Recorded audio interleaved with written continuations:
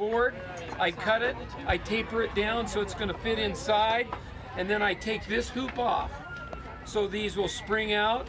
I flip it over, I put this in, I take the butt of the hammer and I tap that down in, and it just opens up and then clamps right back down on that groove.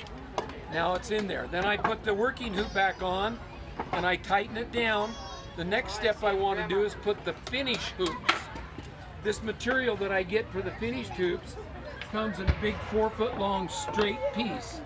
If I take that 4-foot long straight piece and I start to bend it and I come around, I'm going to have a big gap right here because you got this completely round, but this is tapered. And if I pound this down, it's just going to dig into the bucket.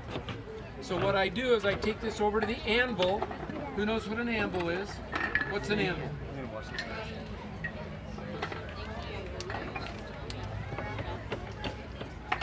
It's something you use to make stuff with. That's about as good a description as I've ever heard. That's right. The blacksmiths use it, right? And they, yeah, they're hard. The good ones are hard to get nowadays. Okay. So I pound on the anvil all the way around, but you notice I only pound on the outside. And what that does, it's called splay. And it splays and it spreads the middle.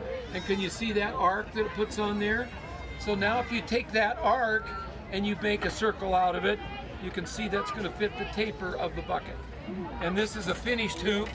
You can see the taper on the finished hoop. See how that tapers out this way and this way? Now when you put that on there, it won't dig into the sides, and I can pound that down and it tightens from the top to the bottom of the band all the way around. Gives you really, really nice tight fit.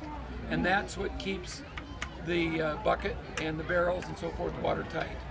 And when I finish pounding that down, that's what you see on all of the finished products right there.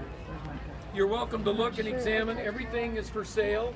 We're giving away a free broom today for anybody who can fly it. Haven't lost one yet, but I'm hoping someday somebody's going to pick one up and take off.